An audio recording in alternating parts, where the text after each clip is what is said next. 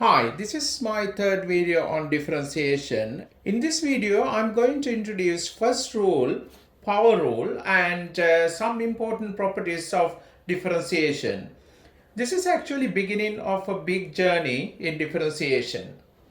In my previous video, I discussed how we can differentiate y equal x square and y equal x cube.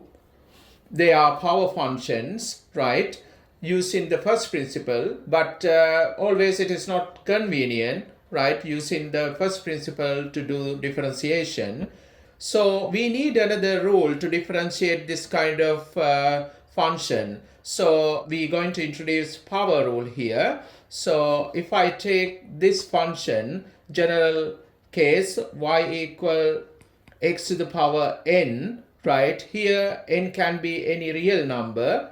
So n can be positive or negative integer or even any fraction number. We can actually use first principle to find dy by dx of this power function. So when you use it, you will get dy by dx equal to nx n minus 1, right? But here we're not going to prove this, but we're going to use this nice rule to differentiate this kind of power functions, right? So we need to remember this.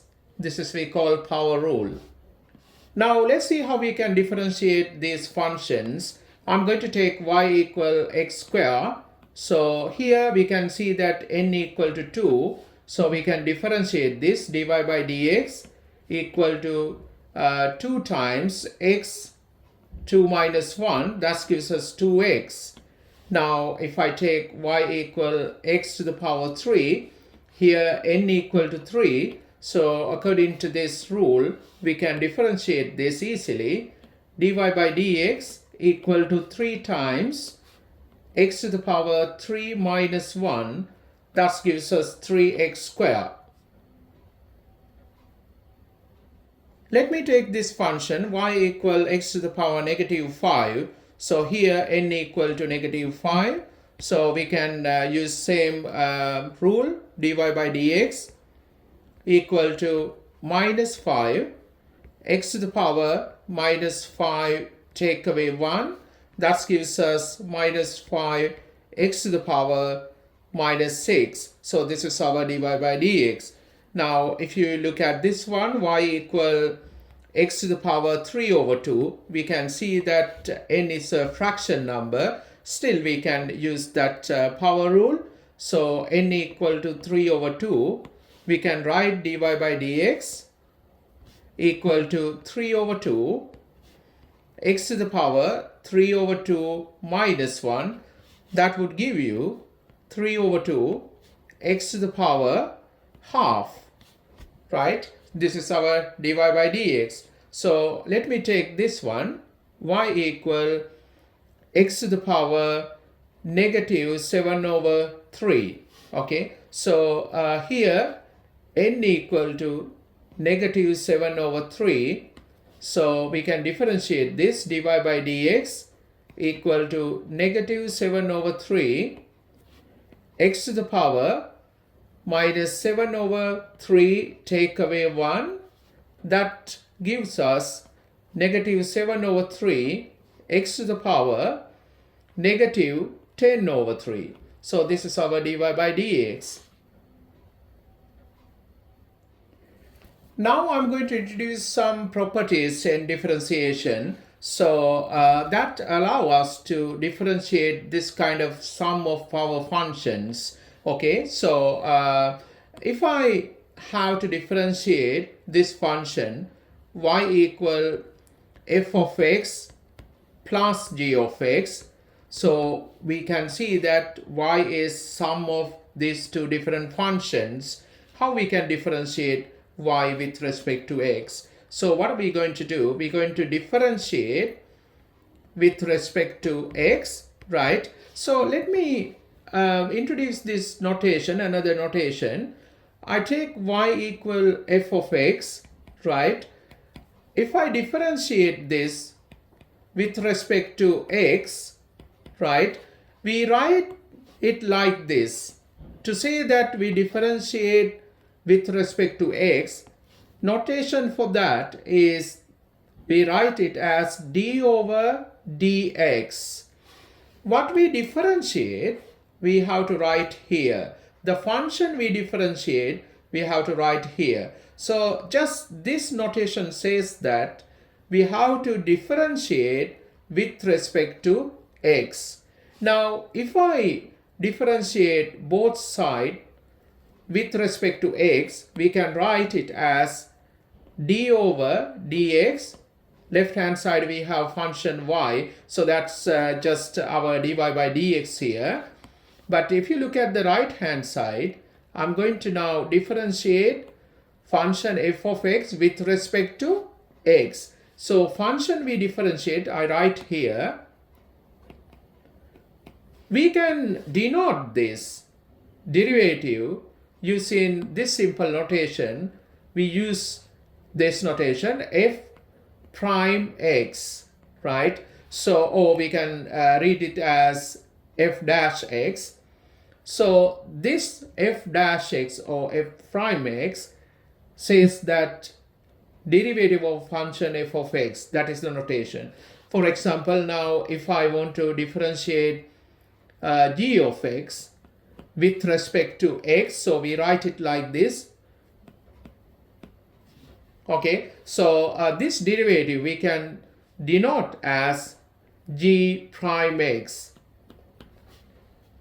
Okay, now what I'm going to do, I'm going to differentiate this equation with respect to x. So left hand side you would get dy by dx.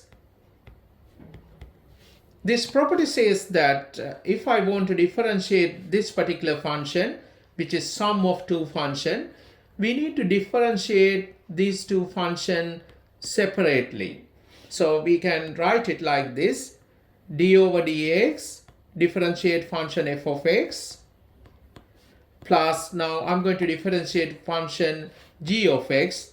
We write it as d over dx gx. So if you want, we can use simple notation. Dy by dx equal to, we write f prime x plus g prime x. So this is important property. So we can take some examples. Let's say we need to differentiate this y equal x cubed plus x to the power half, right? So how we can differentiate this? Dy by dx, I'm going to differentiate this function. It is a power function, so it's going to be 3x to the power 2.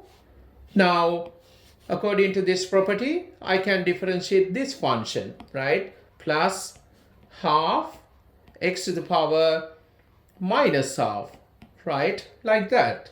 So if I take another example here, y equal, let's say we have x to the power negative 12 minus x to the power minus 5, right? So I'm going to differentiate this.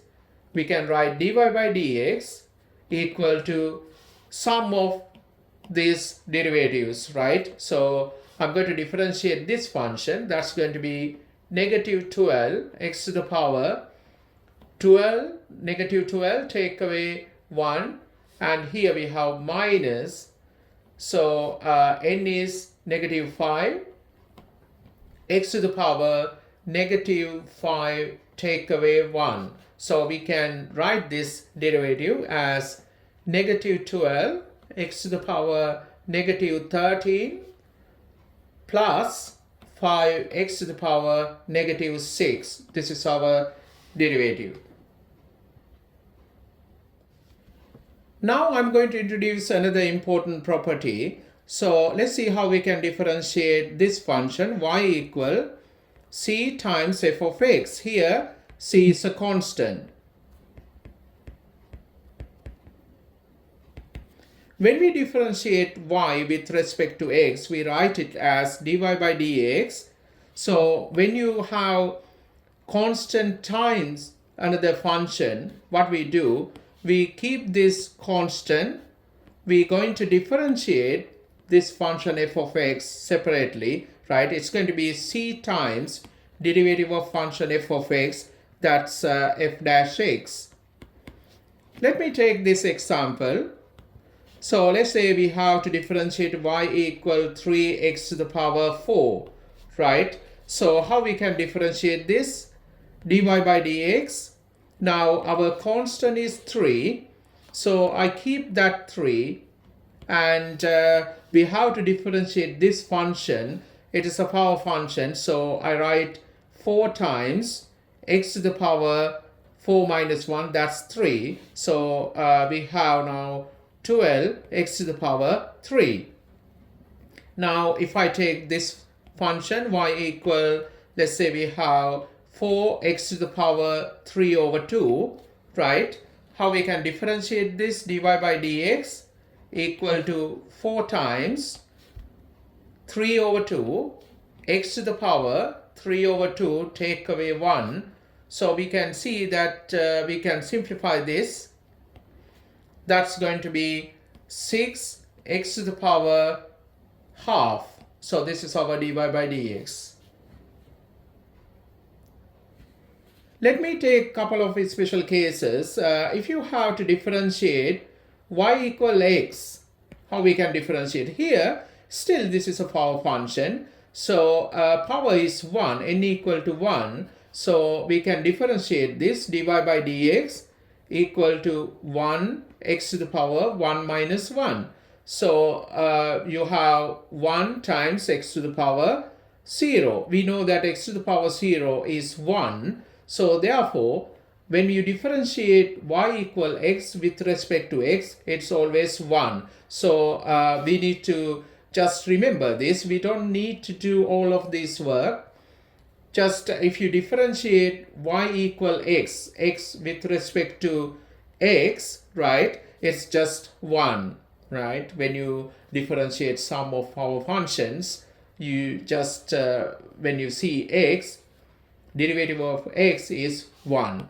And if you take this case here, y equal to constant function. See, it's a constant. How we can differentiate this? So I'm going to use this property because we can write y equal c as y equal c times x to the power 0, because x to the power 0 is 1. So if I times c by 1, it's just c. So here we have this form now, right? C times this function.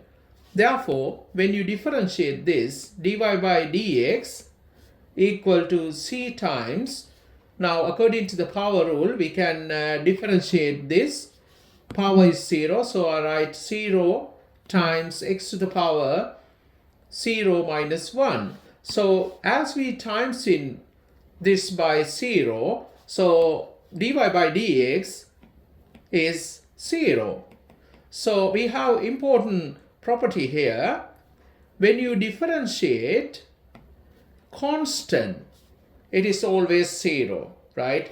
We should not do all of these things, right? Straight away we can write this. If I differentiate any constant, it's equal to 0. So if I take some examples, let's say we have y equal 5. So derivative of this dy by dx is 0, like that. Now let's see how we can differentiate these functions one by one. You can see that they are actually sum of power functions, right? So we can use this power rule together with, we learned that if you have sum of functions, we can differentiate these functions separately. And we learn another rule. If you have this constant times this function, how we can differentiate? We keep 2 away, we differentiate this function like this. So let's see how we can differentiate these functions. The first equation, we have y equal 2x squared plus 3x minus 1. So I'm going to differentiate this term by term, right? So if you take this function here, so we have 2 times x square. What I'm going to do, I keep 2 away and differentiate x square. That's going to be 2x plus, now I go to this term. You can differentiate this. It's going to be 3 times, if you differentiate x, we learn that is 1, minus, here we have a constant. When we differentiate constant, it's always 0. Remember that. We put 0 there. So finally, we can get the derivative. It's going to be 4x plus 3. Now let me take the second equation. We have y equal 5x to the power 3 minus 3x squared plus 2. So we're going to find dy by dx, right? So we can differentiate term by term. Dy by dx equal to 5 times differentiate x cubed. That's going to be 3x squared minus 3. We keep that constant. Differentiate x squared. That's 2x plus, if you differentiate constant 2, it's 0. So we have dy by dx equal to 15x squared minus 6x. Okay, let's see how we can differentiate this function. So we have f of x equal to 5 over 3 x to the power 2 over 3 minus 3 over 2 x to the power half plus 3. So when you differentiate this, we learn that notation, derivative of function f of x, we write as f dash x. Now right hand side, we're going to differentiate term by term. So we have the constant 5 over 3 times, differentiate this function. It's going to be 2 over 3 times x to the power 3 over 2 minus 1. Now go to the second term.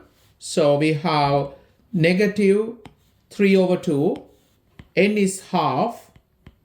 X to the power half minus 1. Right? Now we can differentiate this constant. That's 0. So we can write down this term. It's going to be 10 over 9. X to the power, you would get 3 over 2 minus 1, that's half.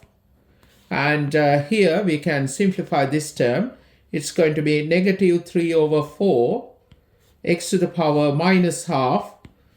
Here we have 0. So therefore, derivative of function f of x, that's f prime x equal to this.